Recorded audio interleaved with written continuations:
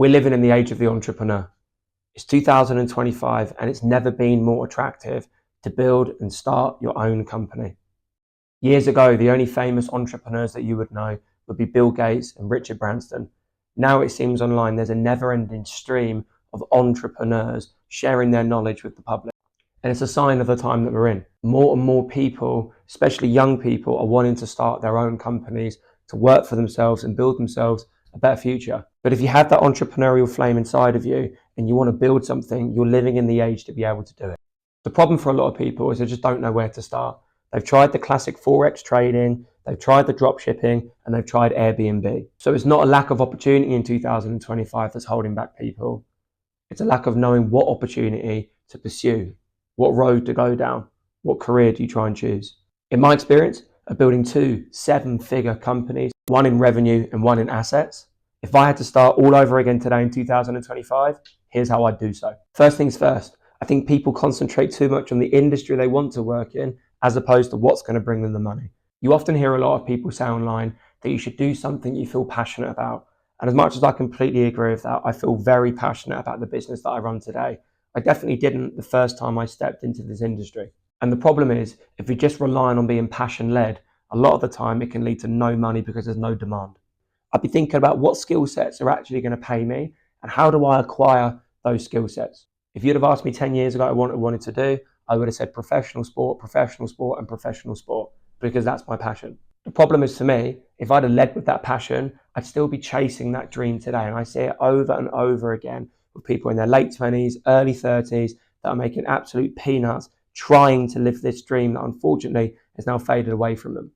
You also see it in industries that just simply don't pay that well.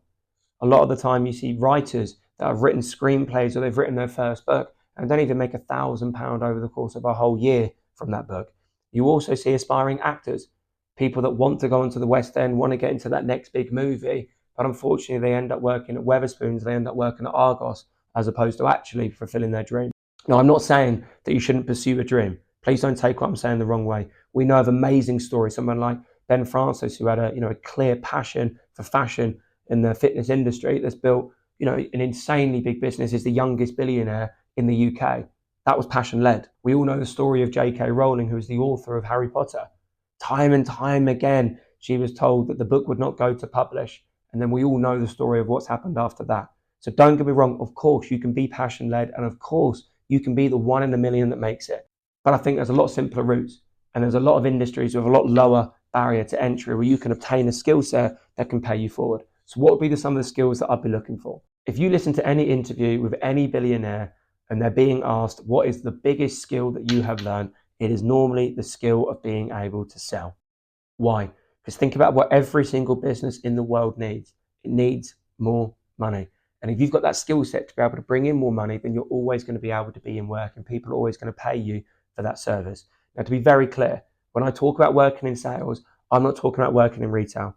If I work at JD Sports, by no means am I saying anything against it, but if I'm stood at a cashier and someone's queuing up to come and speak to me and I go, next please, it doesn't matter how I say next please, it doesn't matter my body language, it doesn't matter any of that, because I'm going to guess anyone watching this has been served by someone before with pretty awful customer service, pretty awful tone of voice, and pretty awful body language. But you've still bought the thing that you queued up for 20 minutes to buy.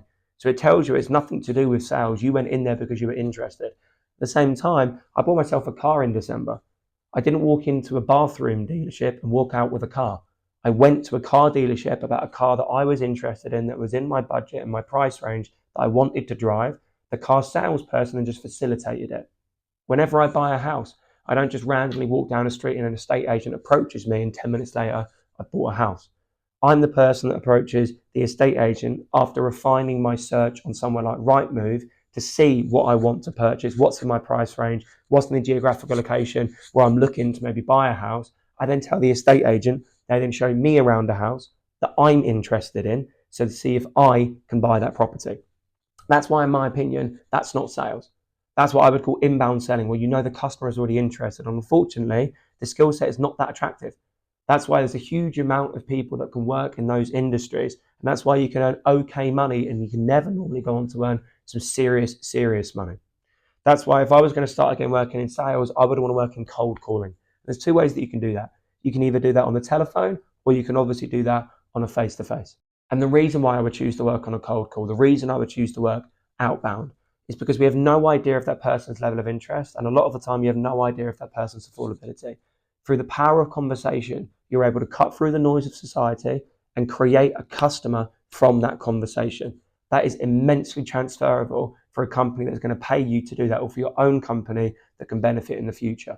If you think about the other transferable skills that sales teaches you, it teaches you how to master your tone of voice. It teaches you how to master your speed of voice. It teaches you about body language and impactful words and emotive language.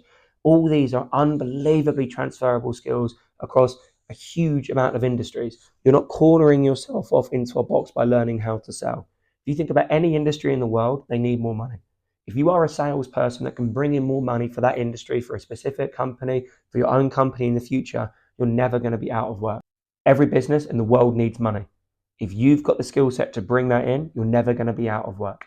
The second skill I would try and learn is something with the use of AI. I think in society today, a lot of people dabble into using ChatGPT, but they don't really understand how to use it. A lot of self-employed people, they don't understand how they can integrate AI into their business to create better workflows, to create better data analysis that can make them more money. People will pay and companies will pay a huge amount of money for that skill.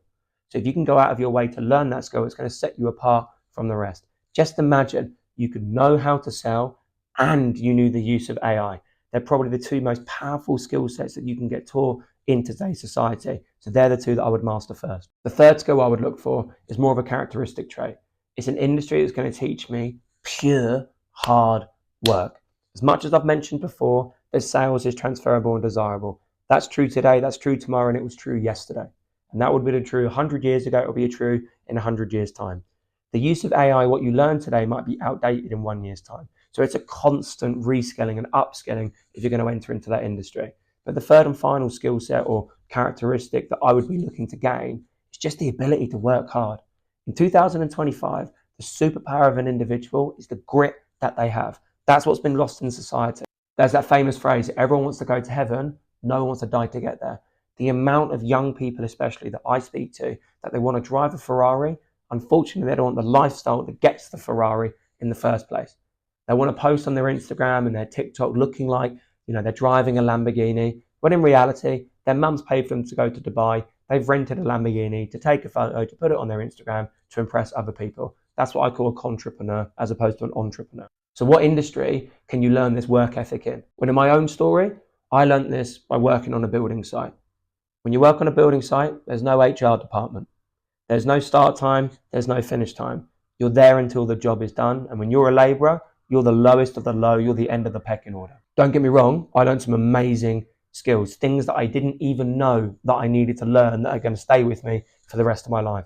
But the biggest thing I learned working in that industry is about grit, and it's about tenacity, and it's about work ethic. You don't stop until the job is done. You could be digging footings for 6 hours straight. There's no HR department that you go and speak to about that. You shut up and you dig the hole. And there's a purity in that. There's a purity that if you can take that grit into another industry, you will set yourself apart from the rest, from the other keyboard warriors. The other great thing about working in that industry and working on a building site is everyone that was around me was self-employed, which meant they weren't there to just, clock watch. They were there to get things done and to do them to the highest level. That's why they're a self-employed person. What that ingrained in me from a young age was to work really, really hard and to do your best within the time that you have. If we can get the job done in 1 day, let's get the job done in 1 day so it doesn't stretch to 2. So to recap, I wouldn't be looking at a passion-led project. I'd be looking at skills that are going to pay me.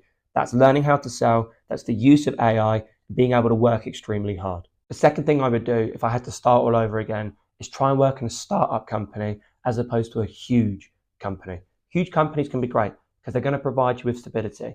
But for myself, if we're trying to learn how to be able to go and build a business, I'm not going to do that from a line manager who has never built a business. Because that line manager has probably gone to a good school, probably got some good grades, gone to a great university, and gone in at a managerial level into a company like that. I don't want to learn from that person. I want to learn from the person that's making all of the decisions, the person that started it in the first place. And the problem with being involved in a big company, so I'm just not going to get time with that person because why would they give it to me? I'm just a number. I'm just someone that's there to do their job. What I would be looking for is to work in a startup.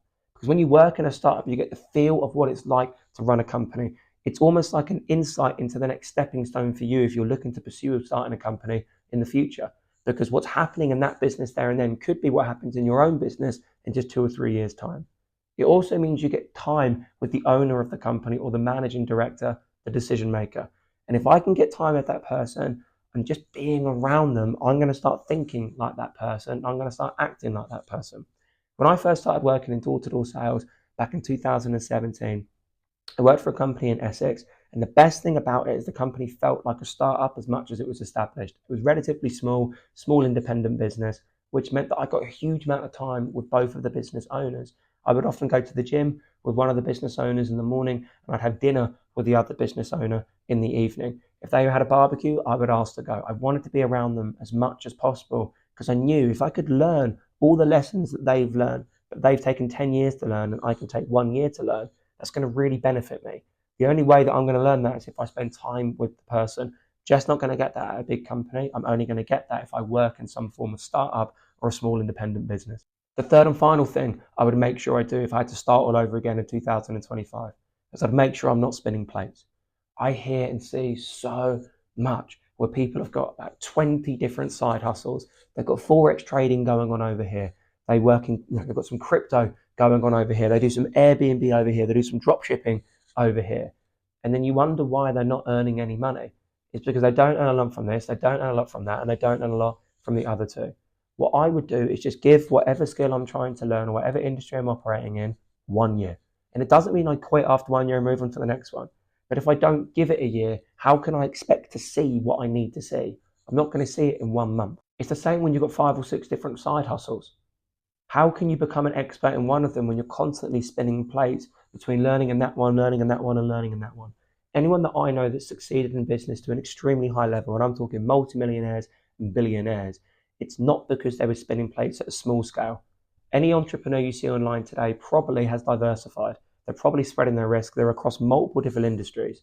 What they don't say is they became an expert in one of them first. And that's exactly what I would do if I had to start again in 2025. I'd become an expert in an industry. I'd solely concentrate and focus on that industry, and then I'd diversify once I had a bit of success from it. There's nothing wrong with not knowing what to do. The 2 companies that I own today, the 2 companies that are succeeding to a high level that I own today, both of them were started with serendipity. When I bought my first home, I had no idea I'd go on to buy more. When I knocked on my first door, I had no idea that I would build a 7-figure company doing 6 figures a month in revenue. I had no idea that was going to happen. But it was led by learning the skill set. It was led by learning something that was going to pay me a lot of money. And it was led by having hyper focus and staying in that industry until I thought I'd learned what I need to from it. Hopefully for any young entrepreneur, this video helps you want to start a business in 2025. I appreciate anyone that's got this far in the video. All support is welcome. Likes and subscribes go a really, really long way for starting a new channel, guys. And just remember, you're the difference.